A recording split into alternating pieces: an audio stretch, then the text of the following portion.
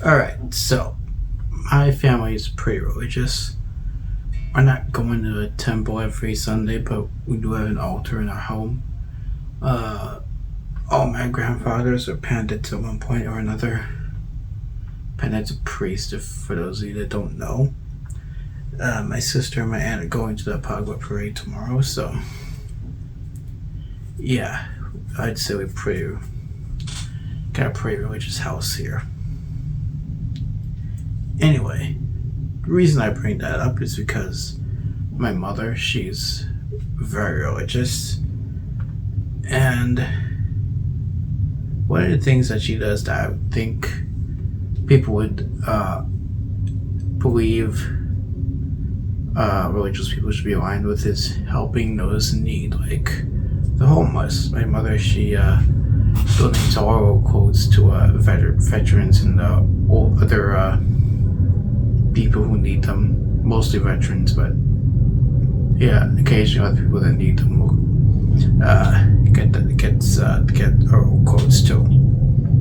I was thinking about it one day after we had donated a bunch of old clothes that we didn't need.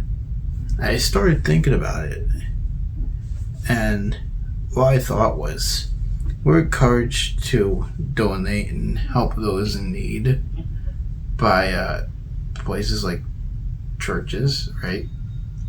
But you never see the church actually do anything to help homelessness. Granted, I imagine it's not every church, but you think of like the really rich ones, like the evangelical Christian churches. They don't help anybody.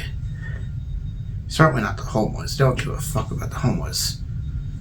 You know, I live in New York, so I've seen my fair share of homelessness. When I was living in Queens, we would go to Liberty Avenue. There was this old auntie on the street right outside the grocery store. This old immigrant woman. She, I think she came from the Caribbean, like my parents did. And my mother, she would give me like $5 to give to her. And I did that till we moved away from that area in Queens. And a few years ago, when my mother was driving me home from college, we would pass by this bridge, and there was this old homeless Russian guy there, and my mother would give the guy some money too, until one day he left the place, and we have no idea what happened to him. But you know, it got me thinking, right? Like, we're just we're like two people. Like, yeah, we can give these people money, but we can't do anything to help them majorly, right? We can't give them shelter or food. I guess we could give them food, but we can't give them shelter in the winter or anything like that. But churches, you know, they got tons of money. You know, they can afford to do all that. If you've ever been to a Midtown Manhattan, there's this church, this huge cathedral called St. Patrick's Cathedral. It's right by Rockefeller Center. And it's the biggest fucking church you've ever seen in your life. It's structurally, it's incredible to look at. I mean, this thing is insanity. You have to, if you ever happen to be at Midtown. Firstly, I do not recommend Midtown at all. The place fucking sucks. But if you ever happen to go there, you see this church. It is incredible. I mean, it is beautiful. Whoever built that did a very good job with it. We went in there once to light some candles, and it's huge in there.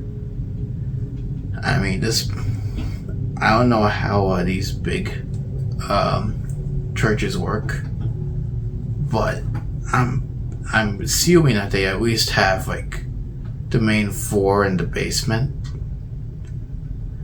right? And Midtown, there's a lot of homeless people in Midtown. I would say like 30-40% of the people you see in Midtown are homeless. Why they choose to stay in Midtown is beyond me. but they love Midtown. So what I wonder is, if there's all these people, all these homeless people in Midtown, why doesn't the St. Patrick's Cathedral help them? Now, granted, I don't know if they actually just ignore them, but the place itself, I would say, is probably not catering to the homeless. Because when we went in there, it felt more like a tourist attraction than it did a church.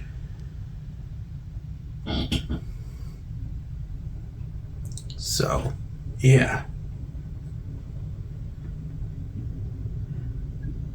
So why don't the churches help the homeless? Well, the simple answer is greed. The big churches that you see are really more about profit, about money. They're not really about God or helping people or anything like that. There's a story a while back about this woman who was pretending to have a hungry baby, and she needed help to feed the baby, and she called up all these places, and she would ask them for like diapers and baby formula, what have you. And the mosques, the temples, they would offer to help her, but the Christian churches did not. They refused to help her for whatever reason. Now, this poses two thoughts in my mind.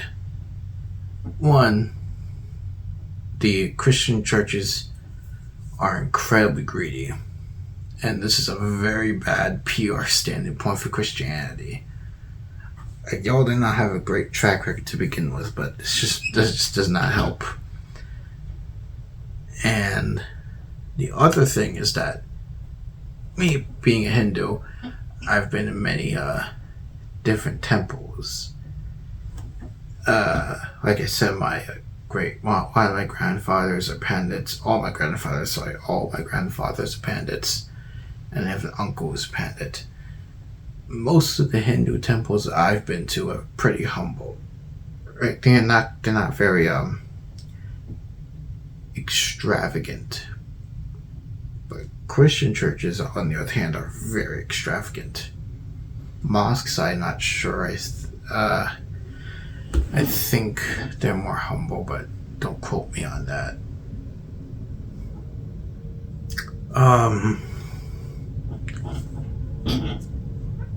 But it was pretty interesting to me that these were humble places that maybe couldn't afford to just throw away money, were willing to help this woman. But the Christian churches, which are usually very rich and lavish, were not willing to help this woman.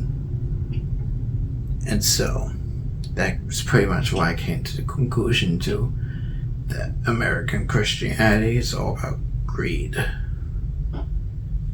There's this thing I heard about Jesus, who apparently he had come across one of these churches, which was very lavish, and apparently it disgusted him so much that he started fucking the place up. So, yeah, take it that what you will. So, what to do?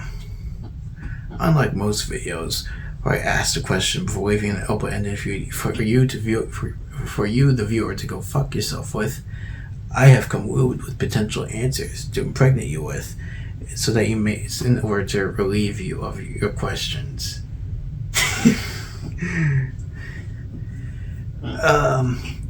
One solution I came up with was to simply stop donating to these churches and religious organizations in general. Basically, rebel, I guess. Just stop donating money.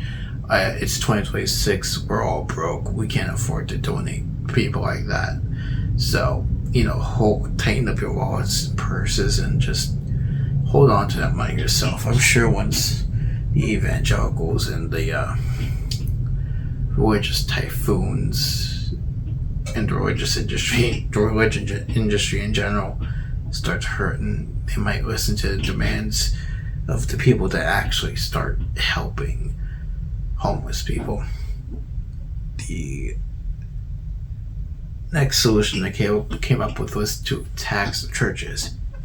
Now I know what you're thinking, Hollywood, you can't just tax the churches. There is a clear separation of church and state.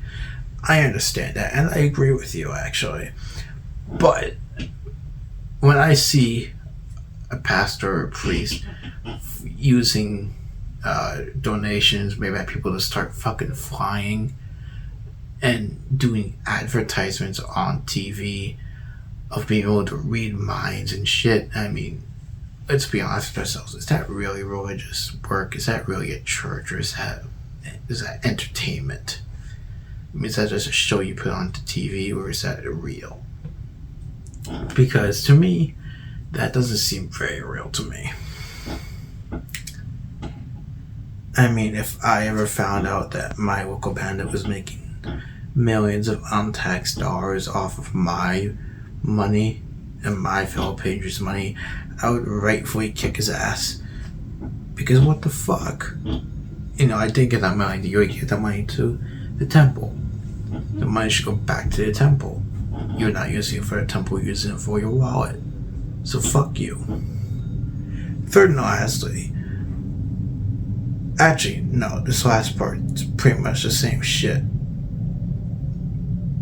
It's the first one. Yeah, I don't know why I wrote the first. I wrote here the first one. The third one, I did not realize that they were basically the same thing. Well, you know. Alright.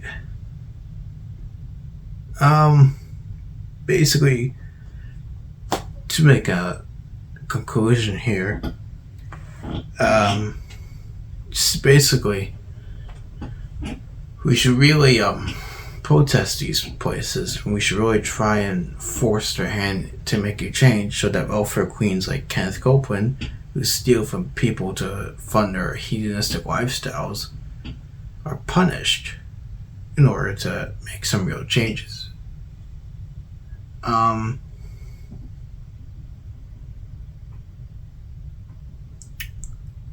Yeah, that's basically it. See ya.